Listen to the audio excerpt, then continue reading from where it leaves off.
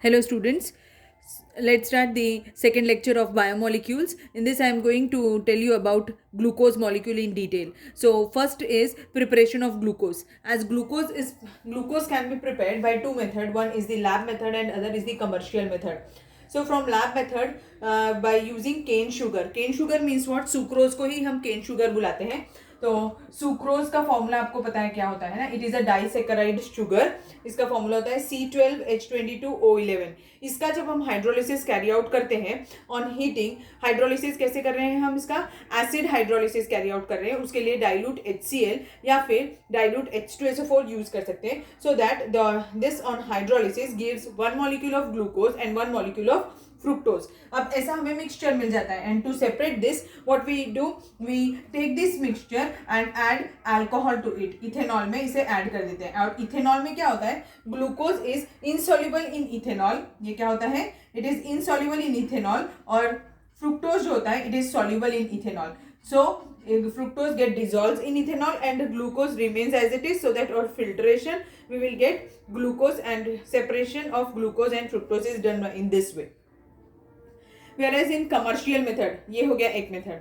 Commercial method में क्या होता है, इट इज फ्रॉम स्टार्च. हम कैसे प्रिपेयर करते हैं ग्लूकोज को, from starch. So starch it is a polysaccharide. It's formula is C6H10O5. C6H10O5 is the formula of starch n times because it is a polysaccharide. When this polysaccharide starch is hydrolyzed, अगर हम इसका hydrolysis करेंगे, ये भी क्या करने वाले हैं, acid hydrolysis, but at a particular temperature and pressure, it will give what, it will give n molecules of glucose. ऐसा मिल जाएगा. ठीक है. अब ये इसमें लार्ज स्केल में हम प्रिपरेशन कर रहे होते हैं ग्लूकोज का at a high temperature of 393 Kelvin. तो ऐसे ये रिएक्शन कैरी आउट करते हैं. जो कंप्लीट हाइड्रोलिसिस के टाइम पर एक्सेस ऑफ H2SO4 रह जाता है रिएक्शन बीकर में, and that is removed. This excess of H2SO4 is removed by adding chalk powder. Chalk powder add करने से हम एक्सेस ऑफ H2SO4 रिमूव करते हैं बाय एडिंग चॉक पाउडर. अब चॉक पाउडर क्या होता है, इट इज कैल्शियम कार्बोनेट. क्या होता है, कैल्शियम कार्बोनेट. इसका रिएक्शन अगर H2SO4 एक्सेस ऑफ H2SO4 के साथ हो जाएगा तो it will form what, calcium sulphate. और ये जो सल्फेट है ये रिमूव हो जाएगा क्योंकि ये डिजॉल्व नहीं होता, सो that it can be removed by filtration. और अगर इसमें कलर्ड इम्प्योरिटी प्रेजेंट रही तो उसके लिए हम इसमें चारकोल ऐड करके शेक कर दो तो भी कलर्ड इम्प्योरिटी भी रिमूव हो जाती है. So these are the two ways by which glucose can be prepared. अब हमें नेक्स्ट पार्ट जो पढ़ना है वो है structure of glucose molecule. So now the next part is structure of glucose molecule. This is the open chain structure. ये कौन सा स्ट्रक्चर है, ओपन चेन स्ट्रक्चर है ग्लूकोज मॉलिक्यूल का. सो CHOH4 टाइम्स CH2OH. मैंने बताया था ना, पॉलीहाइड्रोक्सी एल्डिहाइड या कीटोन्स को हम कार्बोहाइड्रेट्स बुलाते हैं. तो देखो पॉलीहाइड्रोक्सी है, OH 5 है इसमें, और ये एल्डिहाइडिक ग्रुप है. That's why it is a carbohydrate and it is a monosaccharide. अब हमें इसका स्ट्रक्चर प्रूव करना है कि इसमें 6 कार्बन एटम्स होते हैं. इसमें एक एल्डिहाइडिक ग्रुप प्रेजेंट होता है. इसमें एक 4 सेकेंडरी अल्कोहल्स होते हैं, एक प्राइमरी अल्कोहल होता है. ये सब हमें प्रूव करना है. तो इसके लिए कुछ रिएक्शंस है जो हमें पढ़नी है. जैसे अगर मुझे इसमें ये बताना है कि इसमें 6 कार्बन एटम्स है, इसका मैं रिडक्शन कैरी आउट करूंगी. अगर मैं रिडक्शन कैरी आउट करूंगी यूजिंग हॉट HI तो ये क्या दे देगा, N हेक्सेन देता है. इट प्रूव्स कि ग्लूकोज मॉलिक्यूल में कितने कार्बन एटम्स प्रेजेंट है, 6 कार्बन एटम्स प्रेजेंट है, और वो भी कैसे हैं, स्ट्रेट चेन में प्रेजेंट है. ठीक है. फिर अगर मैं इसका रिएक्शन NH2OH क्या होता है, हाइड्रोक्सिल अमीन. याद होगा हमने एल्डिहाइड कीटोन्स चैप्टर में पढ़ा था. हाइड्रोक्सिल अमीन है ये. हाइड्रोक्सिल अमीन NH2OH के साथ ट्रीटेड करो तो ये क्या देता है, एडिशन एलिमिनेशन रिएक्शन है. याद होगा हमने पढ़ा था ये भी. ये एडिशन एलिमिनेशन यानी क्या, इसमें ऐड भी हो रहा होता है पार्ट और रिमूव भी हो रहा होता है. तो इसमें वाटर मॉलिक्यूल रिमूव होने वाला है. तो बाई प्रोडक्ट इसमें रिएक्शन में क्या है, वाटर है, और क्या ऐड हो जाएगा, NOH ऐड हो जाएगा, और ये H2 और ये ऑक्सीजन रिमूव होगा वाटर के फॉर्म में. So that it forms an oxime. बाकी का स्ट्रक्चर एज इट इज रहेगा, सिर्फ ऊपर का एल्डिहाइडिक पार्ट का जो ऑक्सीजन है वो रिप्लेस हो रहा है ऑक्सिम ग्रुप से. नाउ दिस प्रूव्स कि इसमें क्या प्रेजेंट है, इसमें एल्डिहाइडिक ग्रुप प्रेजेंट है. ये प्रूव करता है ये reaction. Next is the reaction with HCN। ये भी एडिशन एलिमिनेशन रिएक्शन है, आपको याद होगा ये भी हमने एल्डिहाइड कीटोन्स चैप्टर में पढ़ा था। वीक बेसिक मीडियम में ये रिएक्शन कैरी आउट करनी पड़ती है। इसमें भी बाय प्रोडक्ट क्या रहता है, वाटर इसमें बाय प्रोडक्ट होता है। अच्छा, इसमें बाय प्रोडक्ट नहीं होता, ये एडिशन रिएक्शन है बेटा, ये कंप्लीट एडिशन रिएक्शन है, ठीक है। तो ये न्यूक्लियोफिलिक एडिशन रिएक्शन है और ये न्यूक्लियोफिलिक एडिशन एलिमिनेशन रिएक्शन थी। इसमें CN ऐड हो गया, ये CHO ग्रुप था जो, उसमें एक ऑक्सीजन के साथ OH लग गया, यानी ये जो ऐसा है इसको मैं ऐसा भी लिख सकती हूँ ना, C डबल बॉन्ड O और ये H, तो क्या हो जाएगा, HCN में से H जो है वो इसके साथ लिंक हो जाएगा, तो यहाँ पर पॉजिटिव चार्ज हो जाएगा और CN इसके ऊपर लग जाएगा, तो ये ऐसा बन जाएगा। This is what, this is cyanohydrin. बाकी का स्ट्रक्चर सेम ऐसे ही रहेगा। और ये भी किसके लिए है, ये भी क्या प्रूव करता है कि इसमें क्या प्रेजेंट है, एल्डिहाइडिक फंक्शनल ग्रुप प्रेजेंट है। Now next is oxidation. अगर मैं ऑक्सीडेशन कैरी आउट करूं यूजिंग ब्रोमीन वाटर, तो ब्रोमीन वाटर ऑक्सीडाइजिंग एजेंट कैसा होता है, it is a weak oxidising agent. ये सिर्फ उसी को ऑक्सीडाइज करेगा जो जल्दी से ऑक्सीडाइज हो सकता है। तो अभी एल्डिहाइड्स भी प्रेजेंट है इसमें और अल्कोहल भी प्रेजेंट है। कौन जल्दी ऑक्सीडाइज होते हैं, एल्डिहाइड्स। इसीलिए सिर्फ एल्डिहाइडिक पार्ट अगर ऑक्सीडाइज हो रहा है और ऐसा बन रहा है, इट दिस ऑल्सो प्रूव्स कि इसमें एल्डिहाइडिक फंक्शनल ग्रुप प्रेजेंट है, ठीक है ना।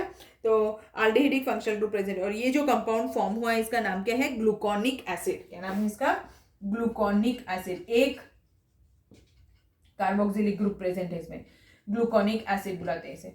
अगर सेम कंपाउंड यानी कि ग्लूकोज के साथ में मैं डाइल्यूट HNO3 यूज करूं, तो dilute HNO3 it is a stronger oxidising agent as compare to bromine water. तो ये प्राइमरी अल्कोहल और एल्डिहाइड दोनों को ऑक्सीडाइज कर देगा और ऐसा कंपाउंड बन जाएगा, और ये क्या है, सैकरिक एसिड है। सो दिस प्रूव्स कि it contains one primary alcoholic group, ठीक है। तो एक प्राइमरी अल्कोहलिक ग्रुप प्रेजेंट है और एक एल्डिहाइड प्रेजेंट है, ये प्रूव करता है। और ये कंपाउंड कौन सा फॉर्म हुआ है, सैकरिक एसिड।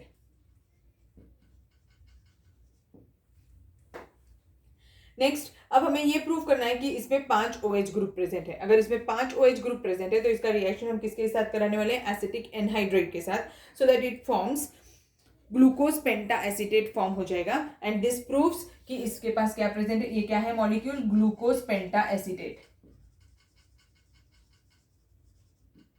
ठीक है। एंड दिस प्रूव्स कि इसके पास क्या प्रेजेंट है, 5 OH ग्रुप प्रेजेंट है, 5 हाइड्रोक्सिल ग्रुप प्रेजेंट है, ये प्रूव करता है, ठीक। समझ में आया यहाँ तक। तो this much these reactions are sufficient to explain the open chain structure of glucose molecule. In spite of all these reactions, glucose molecule do not explain some reactions, like it do not gives reaction with 2,4-dinitrophenylhydrazine जो aldehydic group देता था, याद होगा आपको, हमने पढ़ा था DNP।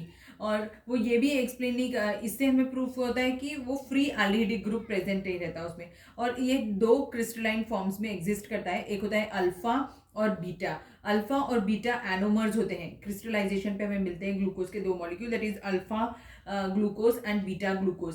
तो ये सब चीजें जो हैं वो कहाँ पर मिलती है, अगर हमने साइक्लिक स्ट्रक्चर बनाया तो। साइक्लिक स्ट्रक्चर 2 टाइप से बना सकते हैं, एक होते हैं पायरान रिंग स्ट्रक्चर और दूसरे होते हैं फ्यूरान रिंग। अगर पायरान रिंग से बनाए तो उसे बोलते हैं पायरानोज स्ट्रक्चर, और अगर फ्यूरान रिंग से बनाए तो उसे बोलते हैं furanose ring structure. So before going in detail about this structure, we must know what are anomers. Anomers क्या होते हैं, ठीक है। anomers क्या होते हैं, जब हमारे पास C1 कार्बन एटम पे डिफरेंट ओरिएंटेशंस रहती है, किस पर, C1 कार्बन एटम पर डिफरेंट ओरिएंटेशंस होती है। मींस अगर OH ग्रुप, एग्जाम्पल ये बनाया मैंने, ये ग्लूकोपायरानोज के स्ट्रक्चर्स हैं, तो ये ऐसे बनते हैं। अब देखो इसमें भी 6 कार्बन आइटम्स है, 1 2 3 4 5 6। अब इसमें जो C1 कार्बन आइटम है, इसमें अगर OH ग्रुप हमारा राइट हैंड साइड पे प्रेजेंट होता है तो हम इसे अल्फा एनोमर बुलाते हैं, और अगर OH group first carbon atom वाले कार्बन का OH group left hand side पर होता है तो हम उसे बीटा एनोमर बुलाते हैं, ठीक है। तो ये किसका स्ट्रक्चर है, अल्फा ग्लूकोपायरानोज और वो है बीटा ग्लूकोपायरानोज।